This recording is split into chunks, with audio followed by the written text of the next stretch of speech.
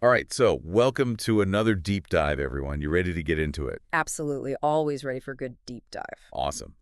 Today, we're going to be tackling the caste system in India.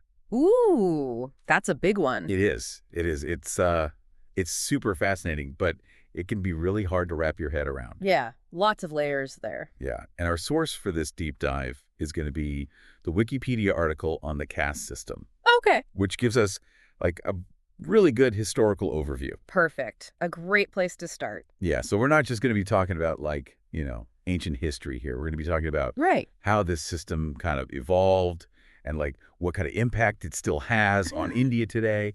But before we go too far, Right. let's kind of start with the basics. Yeah, What do we even mean when we say exactly. caste system? It's not, It's no, not as straightforward as you might think. no, not at all. So help us break it down a little. Okay, so to really understand it, there are two main concepts you got to get. First, there's Varna. Varna. Yeah, think of that as the ancient, big picture system with the four main classes. Right. You've got Brahmin, Kshatriyas, Vaishyas, and Shudras. Gotcha. It's kind of like a general framework, for understanding social order. Mm-hmm. But then, This is where it gets complicated. yeah, Yeah. it gets way more intricate when you bring in the concept of jati. Okay, jati. These are more specific groups based on occupation. Okay. And get this, there are over 3,000 jatis in India. Wait, 3,000? 3,000. That's just mind-boggling. It's a lot, right? So you've got this broad Varna system. Yeah. And then all these jatis kind of fitting within it Mhm. creates this super complex Super complex. social structure. Yeah, no wonder this is so hard to wrap your head around. Yeah. 3,000 jatis. Yeah. It can be overwhelming. It's a lot. Hmm. So where did this whole thing even come from? That's the question, isn't It's it? the big one. Was it always? Is it always this fixed, this rigid? Yeah, set in stone. Well, scholars have been debating that for ages, really. Oh, I bet. There are two main schools of thought, right? Okay. Some people believe the caste system is rooted in these ancient varnas. Okay. It's an ideological perspective, almost Right. like it's divinely ordained or something. Okay. Then there's the socioeconomic view, Right. which sees caste as more of a constantly changing social reality, influenced by economics, by politics. Interesting. Yeah. And here's a fun fact. The word caste Yeah. isn't even Indian, it's Portuguese. Oh, wow. I did not know that. Yeah. So right from the start, we've got these conflicting ideas. Right off the bat, how do we even... Exactly. And even the Wikipedia article, Yeah. it talks about this back and forth about the origins. Is it ancient religious texts? Mhm. Or is it social economic factors? Or did those all influence each other? Yeah. It sounds like there's not a simple answer. No, not at all. No simple answers when it comes to the caste system. So how did this play out historically? I mean, over time. Okay, so it's quite a journey. If we go way back to the early Vedic period, Okay. we're talking 1500 to 1000 BCE. Right. So long time ago. Way back. The system was a lot more fluid back then. Okay. Fewer distinct groups, no sign of untouchability. So completely different. Very different picture from what we might imagine today. But then, during the later Vedic period, in that period of urbanization, Mm-hmm. around 500 to 200 BCE, Okay. we start to see the Varnas Right. and the Jatis becoming more defined. Okay. And those social hierarchies, they start to solidify. So things are starting to get a little more rigid. Exactly, yeah. So was it around the time of early Hinduism and the classical period Yes. that things really got set? That's when things really started to, get codified. Okay. Endogamy, meaning marrying within your own caste, Right. became the norm. And our source even talks about genetic research that Yes. backs this up, showing these population bottlenecks after 100 CE. Wow. So basically, people were only marrying within their groups. Interesting. It's fascinating. And then texts like the Manusmriti, which had a huge EE impact on social norms, Okay. really codified these ideas. It's amazing, isn't it? This ancient text is still shaping how people live their lives today. It's crazy how much impact those ancient Yeah. texts still have. Yeah. It's unbelievable. So then what about like the late classical and early medieval periods? Okay, so between 650 to 1400 CE? Yeah, what was going on then? Well, even then, the evidence suggests things weren't totally uniform across India. Yeah. Some regions, like Andhra Pradesh and Tamil Nadu, Mm-hmm. they actually show signs of social mobility. Oh, really? Yeah, and like people moving between occupations. So they weren't necessarily stuck And not always, no. in the caste they were born into. Exactly, it wasn't always that rigid. That's surprising. It is. There's so much variation. Yeah, More nuance than people realize, I think. than we think about. Yeah, for sure. It wasn't this unchangeable, like, monolithic structure Right. that some people imagine. That's been around forever. Yeah, it's a lot more complex than that. So this is where things get really interesting, right? Oh. When the British show up, Oh, yeah, the British Empire. I'm sure they had a big impact. Oh, they sure did.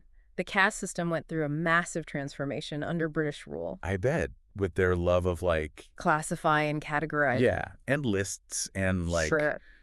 putting everything in its place. Well, they decided they needed to count and classify every single jati. Oh, wow. And you can actually still see the legacy of this today. Oh, really? Like, some government forms in India, Mm-hmm.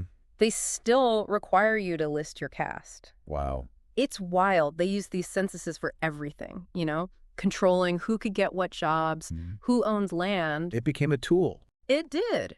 And this is a truly shocking fact. They even enacted this thing called the Criminal Tribes Act, Okay. which labeled entire castes as criminals by birth. What?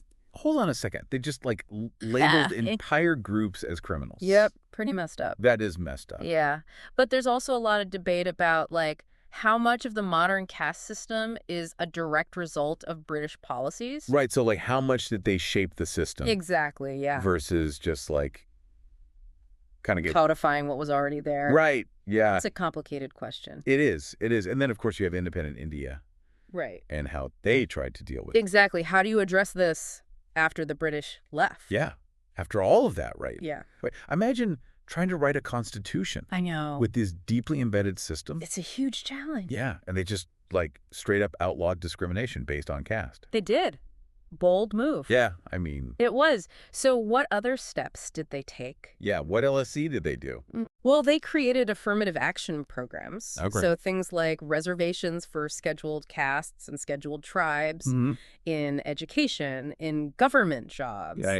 It was all about improving their social and economic situation So giving them a boost after like, after centuries of disadvantage. Yeah. Yeah. so did it work? Well, according to our source, the results have been mixed. Okay. Mixed results? Yeah, some stats show a positive impact, Okay. like more representation in certain sectors, but caste-based inequality and violence, still very real problems. Yeah. That's what I was going to say. Like, Yeah, it's disheartening. even though they did all that, I know, it's tough. it's still there. It is. In fact, residential segregation by caste, Yeah. in some places, it's so bad Wow. that it's been compared to the historical segregation of Black and white communities in the American South. That's heartbreaking, really. It is. It really highlights how deep-rooted this system is. Yeah. And how much work still needs to be done.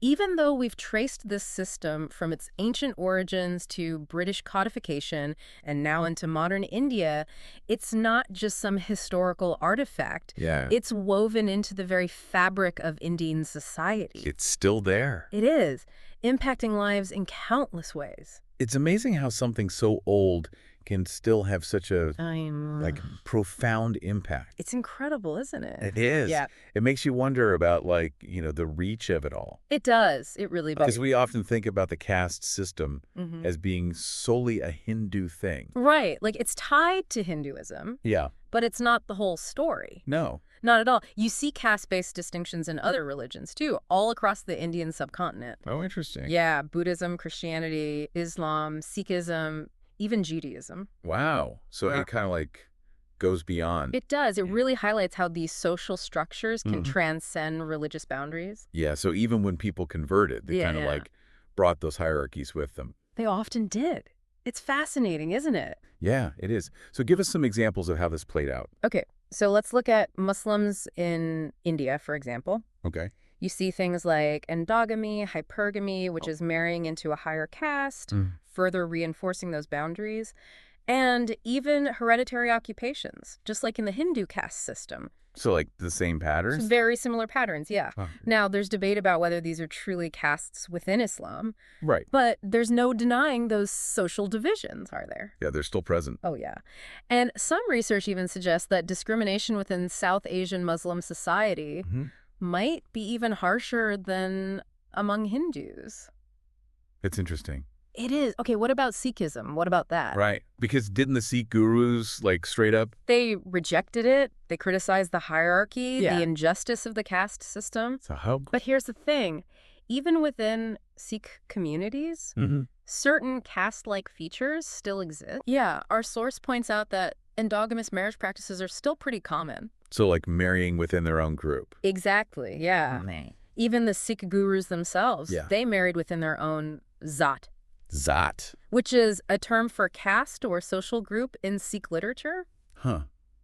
So even a religion founded on equality and rejecting that whole hierarchy I know, it's interesting, isn't it? couldn't fully escape it. It just goes to show you how deep these social structures run, how complex this issue is. Yeah, it's not a simple thing. No simple answers here. And even today, Yeah. despite all the work of social reformers, government policies, the criticism of the caste system continues. Right. So it's not like It's not going away anytime soon. it's still being talked about. Oh, yeah, both from within India and from international observers. So, I mean, you can't talk about criticisms of the caste system without talking about B.R. Ambedkar. Absolutely. He was a towering figure He really was. in the fight for social justice. Yeah. Born into a community. That was considered untouchable. Yeah.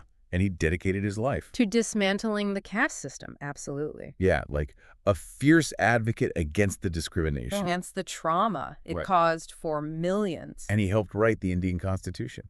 He did. He was one of the key authors, Wow. guaranteeing equality and justice for all citizens. That's huge. It was. So what were some of Ambedkar's main arguments against the caste system? Yeah, like what did he say? What were his big points? Well, one of his core beliefs was that the caste system is inherently exploitative. Oh, okay. It allows higher-ranking groups to dominate lower-ranking groups, both economically and socially. Right, so it keeps the inequality alive. Exactly. Yeah. And he believed that endogamy, marrying within your caste, was the foundation of the whole thing. Right. By keeping these groups separate, closed off, Right. it just cemented those power structures. Blocked any kind of... Social mobility. Yeah. And that's something that's still relevant today. Oh, absolutely. The impact of caste on economic inequality. It's a huge issue. It is. There's a lot of debate around this, of course. Oh, I'm sure. Some people argue that poverty cuts across caste lines. Right. That most Indians, regardless of their caste, are struggling. Mm. But others point to data showing that land ownership, Right. access to resources, are still heavily skewed in favor of upper castes. Yeah, so it creates that cycle Exactly, cycles of poverty. for those lower caste communities. It's a problem. And that economic disparity often goes hand in hand with violence. Yeah, and discrimination. Exactly. Despite all the progress India's made, the Mhm. country still sees these terrible incidents of caste-based violence. It's awful. It is, especially targeted toward Dalits, formerly known as untouchables. Right. That's where that term hidden apartheid comes in. Hidden apartheid. That's a powerful. It is. It is. It really highlights that systematic nature of discrimination and how it infiltrates everything, housing, education, even access to basic services and justice. It's everywhere. It is. And our source even compares the residential segregation in some parts of India to that historical segregation of Black and white communities in the American South. Right. It's a stark comparison. Yeah. It is. It makes you think. It does. It forces us to really confront the reality of the situation. And it's not just physical segregation either. Oh. You see this discrimination within institutions too. Oh, wow. The Pulitzer Center did this investigation, found that some prisons in India are still using these outdated manuals from the British Raj to segregate labor among inmates. No way. Based on caste. That is unbelievable. It's crazy, right? Yeah. But even with all of that, it does feel like things are changing. There's definitely hope. Yeah. There's hope. Activists and reformers are continuing to fight, and the younger generation, they're starting to challenge these old traditions, demanding a more equitable society. That's good to hear. And, we have to acknowledge that the government has tried They have, yeah. to address this issue. I mean, the Those affirmative action programs? Those were designed to even the playing field. Yeah. But the research on their effectiveness, it's mixed. Mixed results. Yeah, some studies show a big increase in the number of Dalit children going to school, Okay. even finishing higher education. Wow, that's amazing. It is. But at the same time, Yeah. the overall literacy rates among lower castes, Right. they're still behind. Still behind, yeah. So progress, but it's uneven. Yeah, a lot more work to do. Absolutely. This has been a real eye-opener, honestly. A lot to take in. Yeah, I mean, we've covered so much ground from the ancient roots to British rule and then to the impact it still has. It's a complex issue. Super complex, and there are no easy answers. No easy answers at all. Yeah. Yeah, it really shows you that you can't just skim the surface with this. You got to really dig deep to understand it. I mean, so many things have shaped it. History, religion, politics, economics, culture. Yeah, it's all tangled up together. Yeah, it's a lot. It is. So as we kind of wrap up this deep dive, I'm thinking about both the challenges and the possibilities. Oh, it's a good way to put it. For India. Yeah, because on one hand, you've got this huge obstacle to becoming a truly fair and just society. Right. But at the same time, there's this growing movement pushing for social change. Yeah, it's led by activists, reformers. the younger generation. The younger generation, yeah, they're demanding a better future. It's almost like India is caught between tradition and modernity. You got it. Trying to move forward while also dealing with The way to the past. Yeah. Exactly. Yeah, no easy solutions here. No, not at all. It's a real balancing act. It is. Well, this has been a really insightful deep dive, I think. We've explored the origins of the caste system, how it's changed over time, and how it still shapes Indian society today. It's amazing, isn't it? It really is. It just reminds us that, to understand these complex social structures, we have to go deeper, like you said. We do. So you got to ask yourself, what would it really take to create a truly equal society in India? That's a good question. It is. It's a challenge for all of us. Yeah, I don't think there are any quick fixes, Definitely not. It's about those conversations, challenging our own assumptions, and working towards a future where everyone has a chance, Absolutely. no matter their caste, their background, their beliefs. Well said.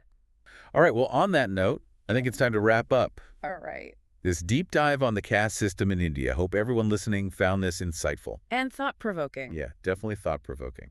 Thanks for joining us. Until next time. Keep diving deep.